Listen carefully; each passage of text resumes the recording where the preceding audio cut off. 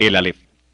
La candente mañana de febrero en que Beatriz Viterbo murió, después de una imperiosa agonía que no se rebajó un solo instante ni al sentimentalismo ni al miedo, noté que las carteleras de fierro de la Plaza Constitución habían renovado no sé qué aviso de cigarrillos rubios. El hecho me dolió, pues comprendí que el incesante y vasto universo ya se apartaba de ella, y que ese cambio era el primero de una serie infinita. Cambiará el universo, pero yo no, pensé, con melancólica vanidad. Alguna vez, lo sé, mi vana devoción la había exasperado. Muerta yo podía consagrarme a su memoria, sin esperanza, pero también sin humillación. Consideré que el 30 de abril era su cumpleaños.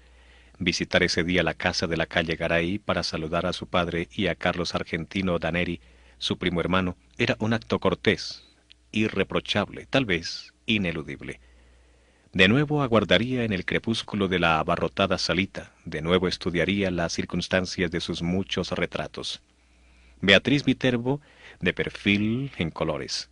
Beatriz con antifaz en los carnavales de 1921. La primera comunión de Beatriz. Beatriz el día de su boda con Roberto Alessandri. Beatriz poco después del divorcio en un almuerzo del Club Hípico. Beatriz en Quilmes, con Delia San Marco Porchel y Carlos Argentino. Beatriz con el pequinés que la regaló Villegas Aido. Beatriz de frente y de tres cuartos, sonriendo, la mano en el mentón. No estaría obligado, como otras veces, a justificar mi presencia con módicas ofrendas de libros. Libros cuyas páginas finalmente aprendí a cortar para no comprobar, meses después, que estaban intactos. Beatriz Viterbo murió en 1929. Desde entonces no dejé pasar un 30 de abril sin volver a su casa.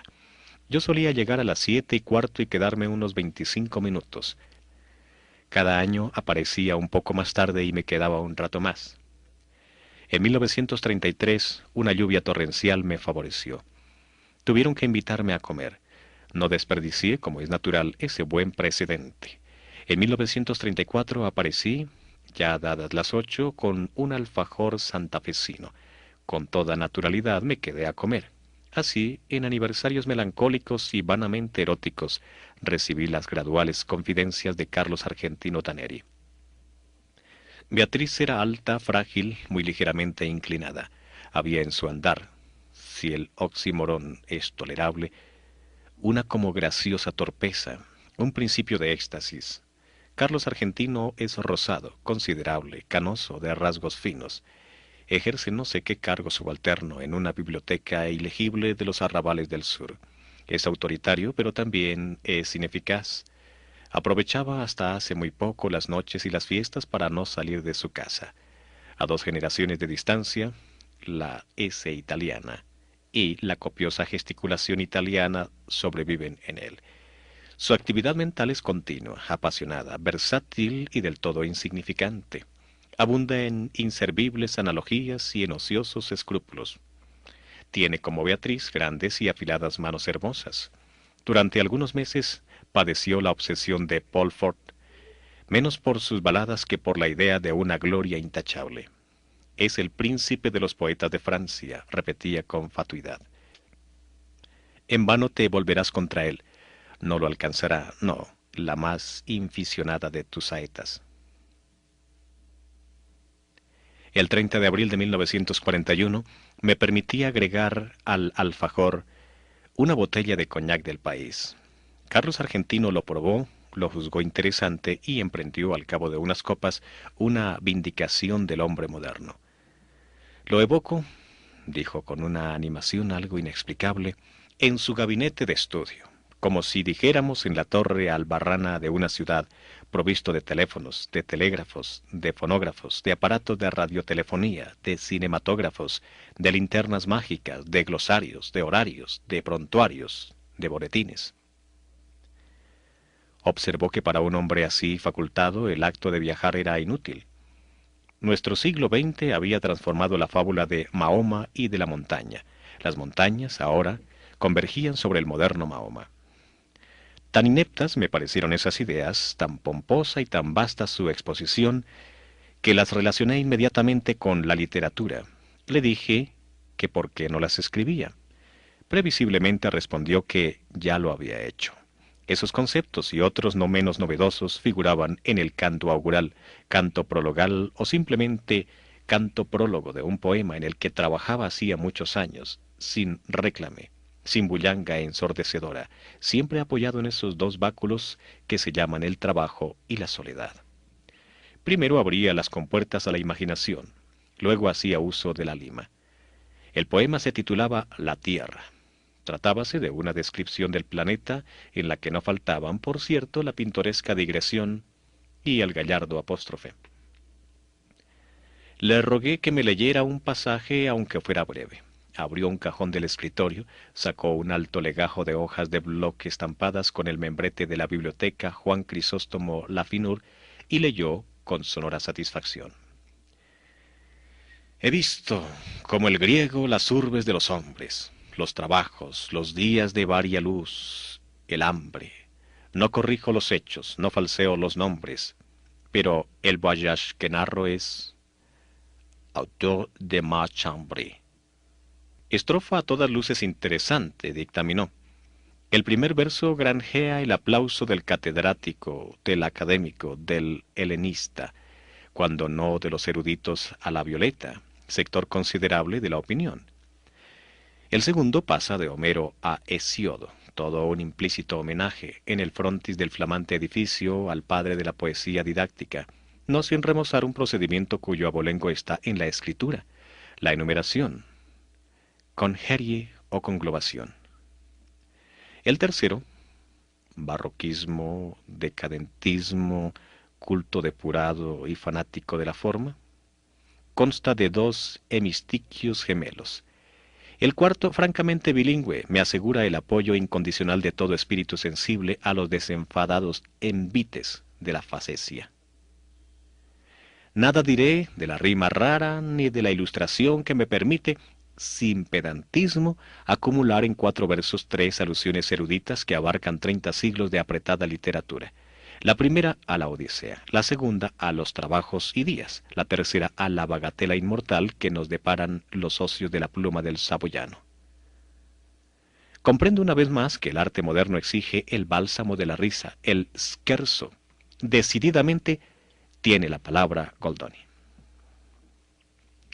Otras muchas estrofas me leyó que también obtuvieron su aprobación y su comentario profuso.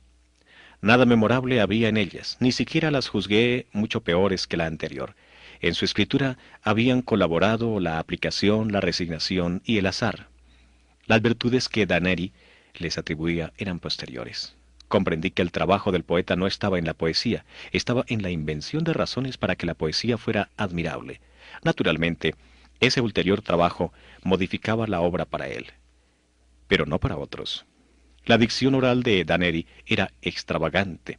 Su torpeza métrica levedó, salvó contadas veces, transmitir esas extravagancias al poema. Nota. Recuerdo, sin embargo, estas líneas de una sátira en que fustigó con rigor a los malos poetas. Aqueste da al poeta belicosa armadura, de erudición. Estotro le da pompas y galas. Ambos baten en vano las ridículas alas. Olvidaron cuitados el factor hermosura. Solo el temor de crearse un ejército de enemigos implacables y poderosos lo disuadió, me dijo, de publicar sin miedo el poema. Una sola vez en mi vida he tenido ocasión de examinar los 15.000 dodecasílabos del Poliolbión, esa epopeya topográfica en la que Michel Drayton registró la fauna, la flora, la hidrografía, la orografía, la historia militar y monástica de Inglaterra. Estoy seguro de que ese producto considerable, pero limitado, es menos tedioso que la vasta empresa congénere de Carlos Argentino. Este se proponía versificar toda la redondez del planeta.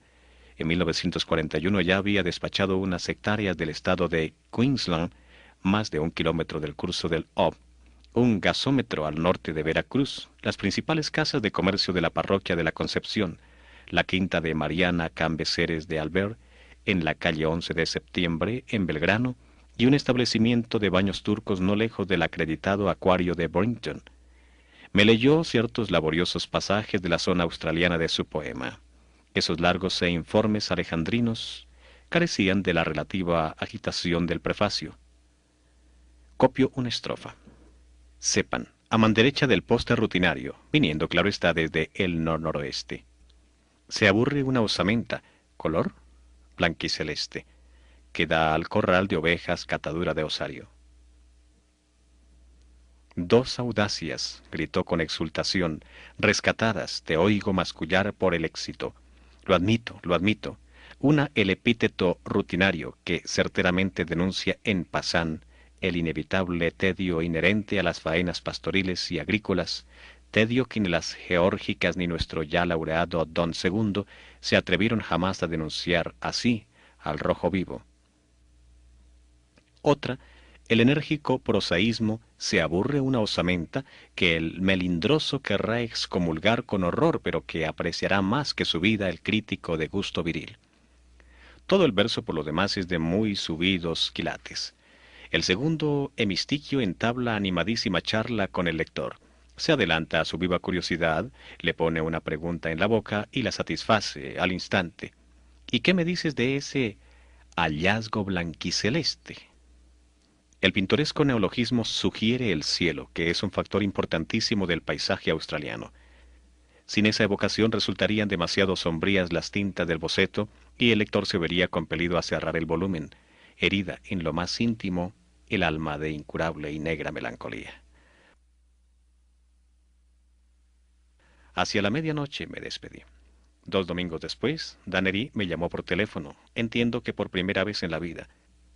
Me propuso que nos reuniéramos a las 4 para tomar juntos la leche en el contiguo salón bar que el progresismo de Zunino y de Zungri, los propietarios de mi casa, recordarás, inaugurara en la esquina.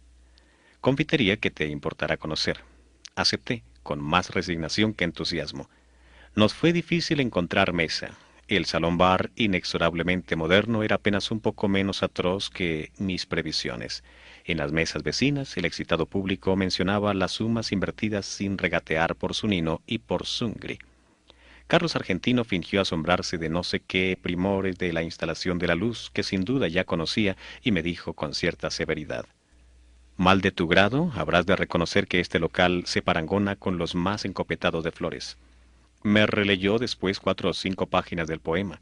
Las había corregido según un depravado principio de ostentación verbal.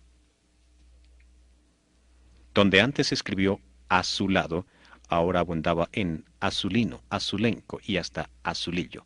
La palabra lechoso no era bastante fea para él. En la impetuosa descripción de un lavadero de lanas prefería lactario, lacticinoso, lactescente, lechal.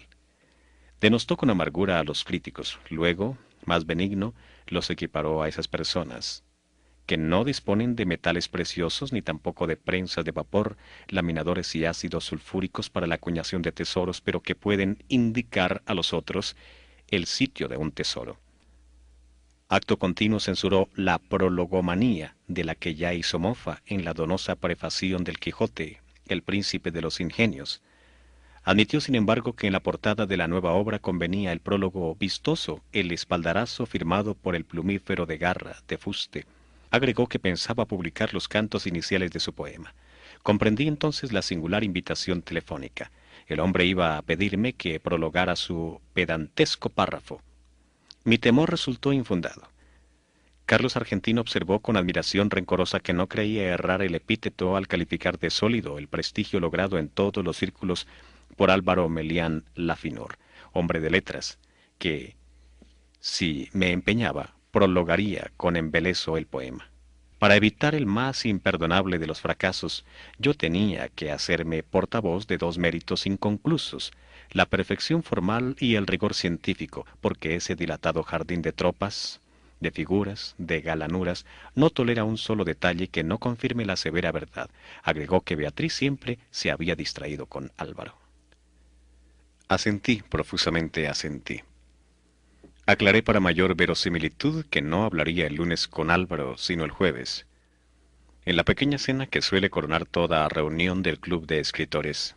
No hay tales cenas, pero es irrefutable que las reuniones tienen lugar los jueves, hecho que Carlos Argentino Danery podía comprobar en los diarios, y que dotaba de cierta realidad a la frase. Dije, entre adivinatorio y sagaz, que antes de abordar el tema del prólogo, describiría el curioso plan de la obra. Nos despedimos. Al doblar por Bernardo de Irigoyen, encaré con toda imparcialidad los porvenires que me quedaban. A. Hablar con Álvaro y decirle que el primo hermano aquel de Beatriz, ese eufemismo explicativo me permitiría nombrarla, había elaborado un poema que parecía dilatar hasta lo infinito las posibilidades de la cacofonía y del caos. B. No hablar con Álvaro. Preví lúcidamente que mi desidia optaría por B. A partir del viernes a primera hora empezó a inquietarme el teléfono.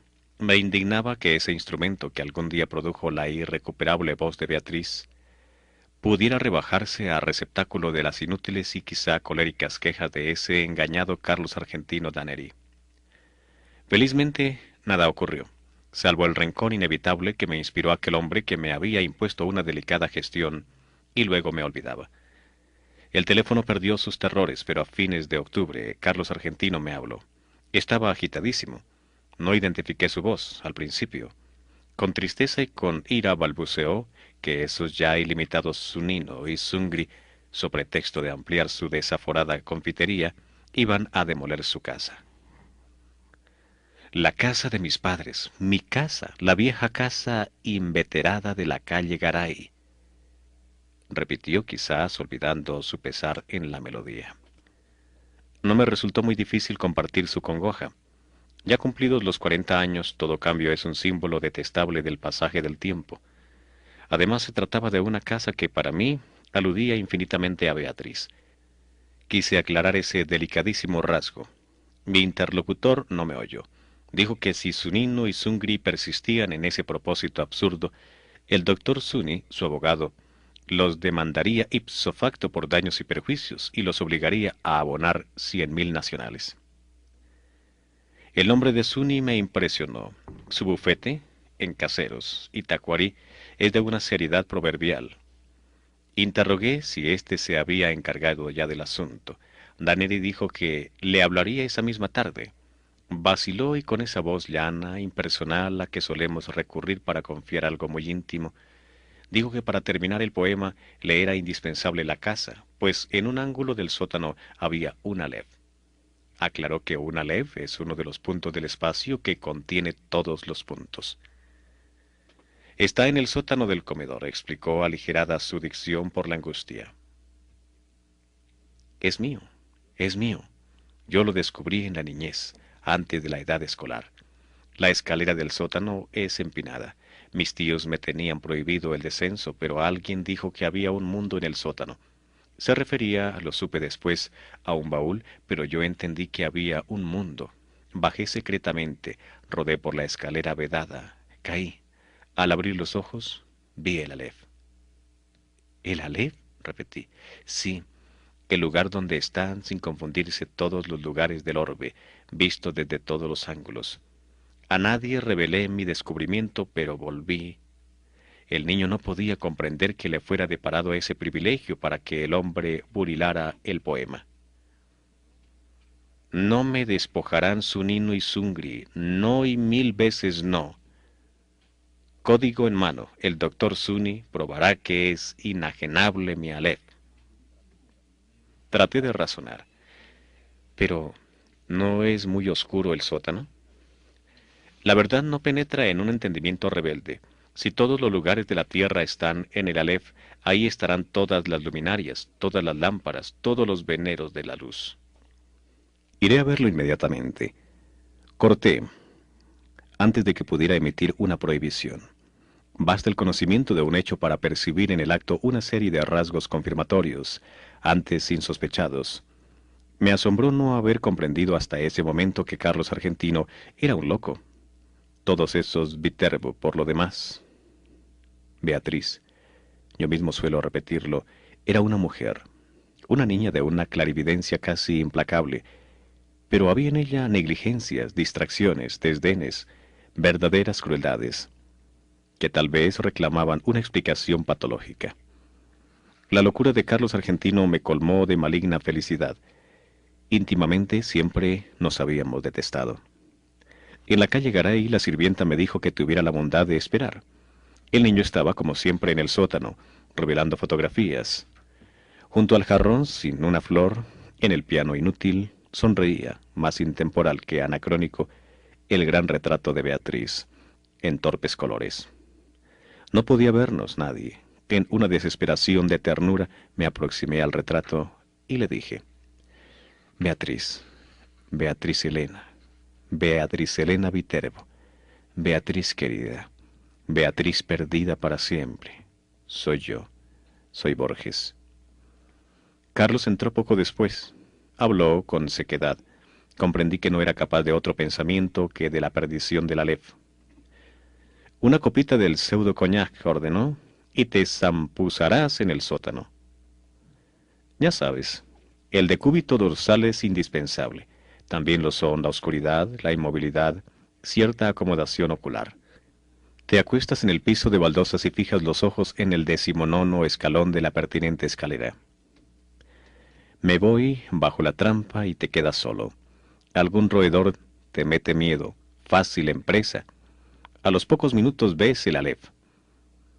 El microcosmo de alquimistas y cabalistas, nuestro concreto amigo proverbial, el multum in parvo.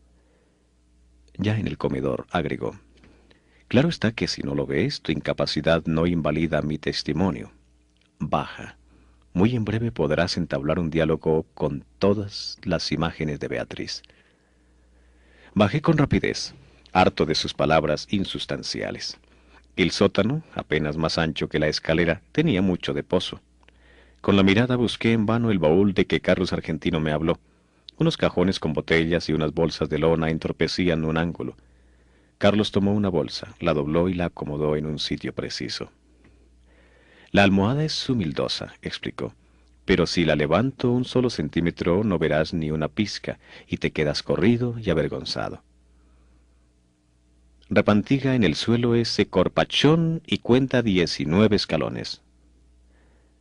Cumplí con sus ridículos requisitos. Al fin se fue. Cerró cautelosamente la trampa. La oscuridad, pese a una endija que después distinguí, pudo parecerme total. Súbitamente comprendí mi peligro. Me había dejado soterrar por un loco, luego de tomar un veneno. Las bravatas de Carlos transparentaban el íntimo terror de que yo no viera el prodigio. Carlos, para defender su delirio, para no saber que estaba loco, tenía que matarme. Sentí un confuso malestar que traté de atribuir a la rigidez y no a la operación de un narcótico. Cerré los ojos, los abrí. Entonces vi el Aleph. Arribo ahora al inefable centro de mi relato. Empieza aquí mi desesperación de escritor. Todo lenguaje es un alfabeto de símbolos cuyo ejercicio presupone un pasado que los interlocutores comparten. ¿Cómo transmitir a los otros el infinito Aleph que mi temerosa memoria apenas abarca? Los místicos, en análogo trance, prodigan los emblemas. Para significar la divinidad, un persa habla de un pájaro que de algún modo es todos los pájaros. Alanus de Insulis, de una esfera cuyo centro está en todas partes, y la circunferencia en ninguna. Ezequiel, de un ángel de 4 caras que a un tiempo se dirige al oriente y al occidente, al norte y al sur. No en vano rememoro esas inconcebibles analogías. Alguna relación tienen con el Aleph. Quizá los dioses no me negarían el hallazgo de una imagen equivalente, pero este informe quedaría contaminado de literatura, de falsedad. Por lo demás, el problema central es irresoluble. La enumeración, siquiera parcial, de un conjunto infinito. En ese instante gigantesco, he visto millones de actos deleitables o atroces. Ninguno me asombró como el hecho de que todos ocuparan el mismo punto, sin superposición y sin transparencia. Lo que vieron mis ojos fue simultáneo, lo que transcribiré sucesivo, porque el lenguaje lo es. Algo, sin embargo, recogeré. En la parte inferior del escalón, hacia la derecha, vi una pequeña esfera tornasolada de casi intolerable fulgor. Al principio la creí giratoria. Luego comprendí que ese movimiento era una ilusión producida por los vertiginosos espectáculos que encerraba. El diámetro del Aleph sería de 2 o 3 centímetros, pero el espacio cósmico estaba ahí, sin disminución de tamaño. Cada cosa, la luna del espejo, digamos, era infinitas cosas, porque yo claramente la veía desde todos los puntos del universo. Vi el populoso mar, vi el alba y la tarde, vi las muchedumbres de América, vi una plateada telaraña en el centro de una negra pirámide, vi un laberinto roto, era Londres, vi interminables ojos inmediatos escrutándose en mí como en un espejo, vi todos los espejos del planeta y ninguno me reflejó. Vi en un traspatio de la calle Soler las mismas baldosas que hace 30 años vi en el zaguán de una casa en Fray Bentos.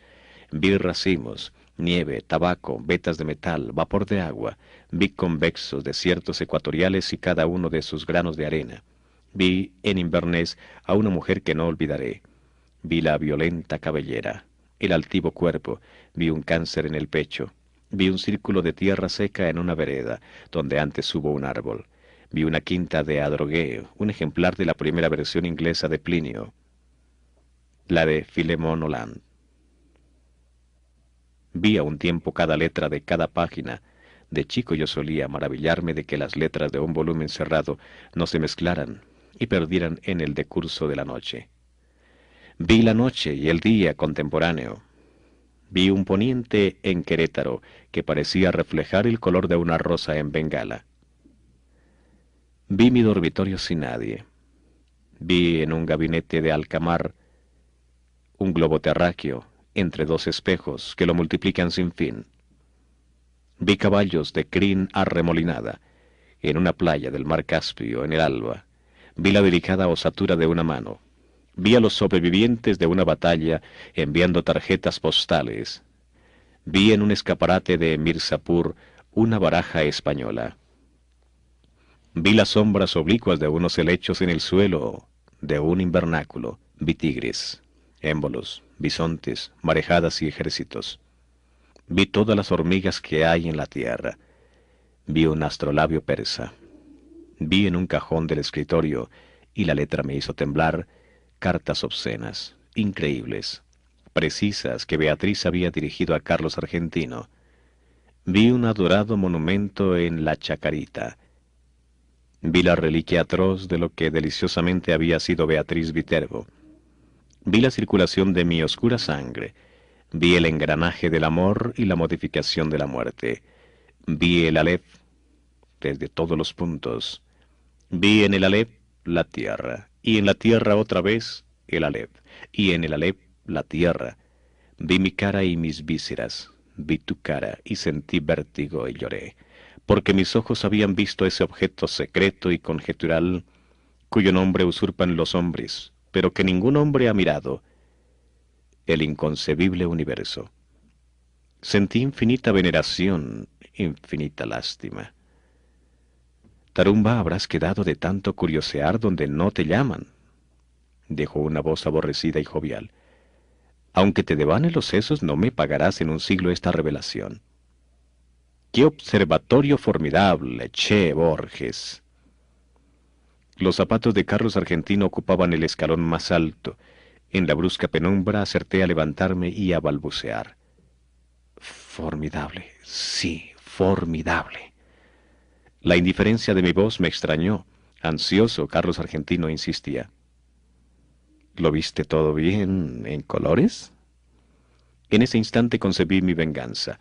Benévolo, manifiestamente apiadado, nervioso, evasivo, agradecí a Carlos Argentino Daneri la hospitalidad de su sótano, y lo insté a aprovechar la demolición de la casa para alejarse de la perniciosa metrópoli, que a nadie, créame que a nadie, perdona.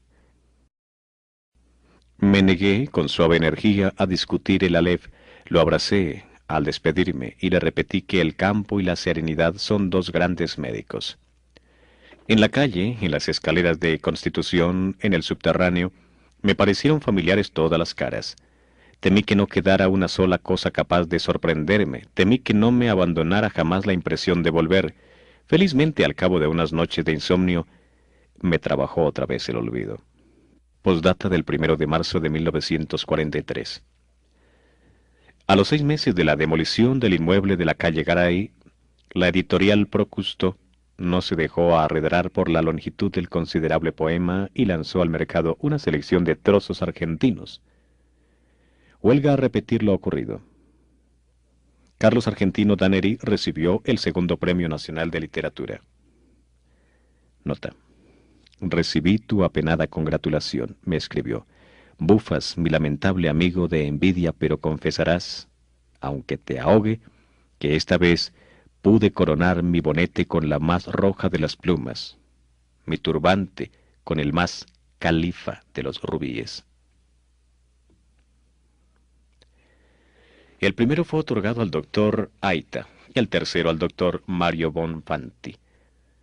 Increíblemente mi obra Los naipes del Taur no logró un solo voto. Una vez más triunfaron la incomprensión y la envidia. Hace ya mucho tiempo que no consigo ver a Daneri. Los diarios dicen que pronto nos dará otro volumen. Su afortunada pluma, no entorpecida ya por el Aleph, se ha consagrado a versificar los epítomes del doctor Acevedo Díaz. Dos observaciones quiero agregar. Una, sobre la naturaleza del Aleph, otra sobre su nombre. Este, como es sabido, es el de la primera letra del alfabeto de la lengua sagrada. Su aplicación al disco de mi historia no parece casual. Para la Cábala, esa letra significa el En Sof, la ilimitada y pura divinidad. También se dijo que tiene la forma de un hombre que señala el cielo y la tierra, para indicar que el mundo inferior es el espejo y es el mapa del superior. Para la Mengenleri, es el símbolo de los números transfinitos, en los que el todo no es mayor que alguna de las partes. Yo querría saber, ¿eligió Carlos Argentino ese nombre o lo leyó, aplicado a otro punto donde convergen todos los puntos, en alguno de los textos innumerables que el Aleph de su casa le reveló? Por increíble que parezca, yo creo que hay, o que hubo, otro Aleph. Yo creo que el Aleph de la calle Garay era un falso Aleph. Doy mis razones. Hacia 1867 el capitán Burton ejerció en el Brasil el cargo de cónsul británico. En julio de 1942 Pedro Enrique Sureña descubrió en una biblioteca de Santos un manuscrito suyo que versaba sobre el espejo que atribuye el Oriente a Iskandar su al-Karnayon, o Alejandro Bicorne de Macedonia. En su cristal se reflejaba el universo entero. Burton menciona otros artificios congéneres, la séptuple copa de Kai Khosru, el espejo que Tariq Ben Sellad encontró en una torre, el espejo que Luciano de Somsata pudo examinar en la luna, Historia verdadera, 1.26, la lanza especular que el primer libro de Satiricón de Capella atribuye a Júpiter, el espejo universal de Merlín, redondo y hueco y semejante a un mundo de vidrio. Y añade estas curiosas palabras, comillas, pero los anteriores, además del defecto de no existir, son meros instrumentos de óptica. Los fieles que concurren a la mezquita de Amr en el Cairo saben muy bien que el universo está en el interior de una de las columnas de piedra que rodean el patio central. Nadie, claro está, puede verlo, pero quienes acercan el oído a la superficie declaran percibir al poco tiempo su atareado rumor.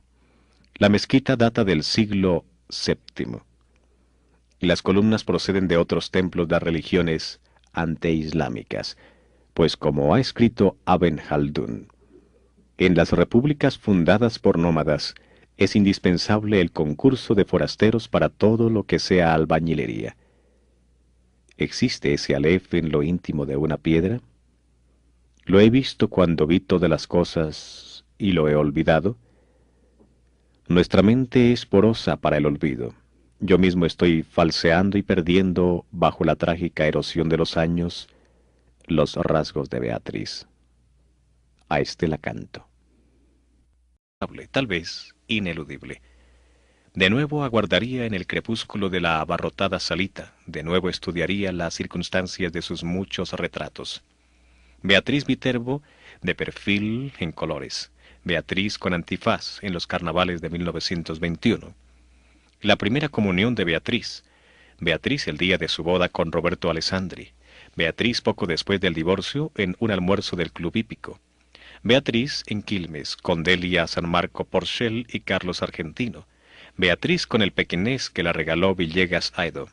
Beatriz de frente y de 3/4, sonriendo, la mano en el mentón.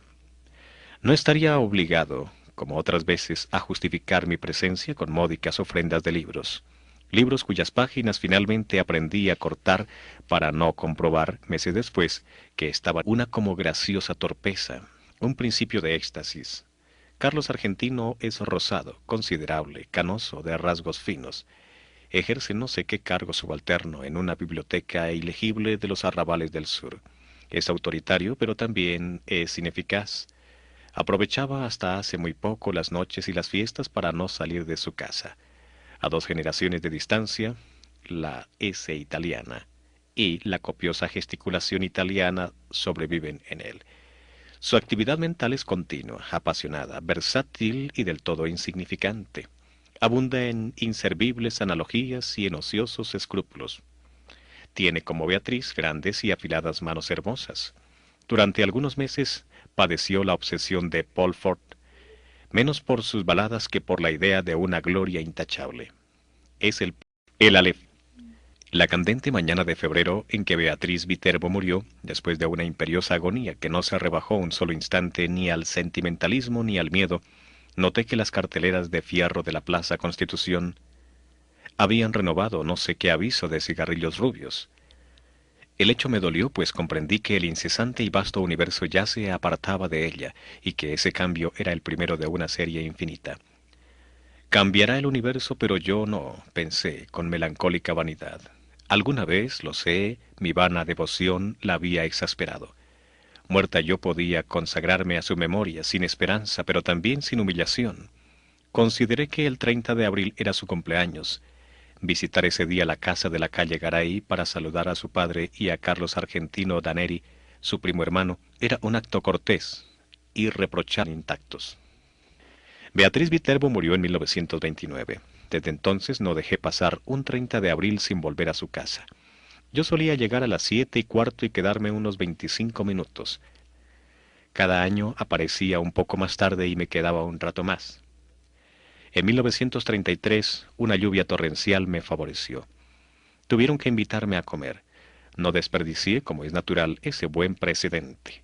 En 1934 aparecí, ya dadas las 8, con un alfajor santafesino. Con toda naturalidad me quedé a comer. Así, en aniversarios melancólicos y vanamente eróticos, recibí las graduales confidencias de Carlos Argentino Taneri. Beatriz era alta, frágil, muy ligeramente inclinada. Había en su andar, si el oxímoron es tolerable, príncipe de los poetas de Francia, repetía con fatuidad. En vano te volverás contra él. No lo alcanzará, no, la más inficionada de tus saetas. El 30 de abril de 1941 me permití agregar al alfajor una botella de coñac del país. Carlos Argentino lo probó, lo juzgó interesante y emprendió al cabo de unas copas una vindicación del hombre moderno. Lo evoco, dijo con una animación algo inexplicable, en su gabinete de estudio, como si dijéramos en la torre albarrana de una ciudad, provisto de teléfonos, de telégrafos, de fonógrafos, de aparatos de radiotelefonía, de cinematógrafos, de linternas mágicas, de glosarios, de horarios, de prontuarios, de boletines.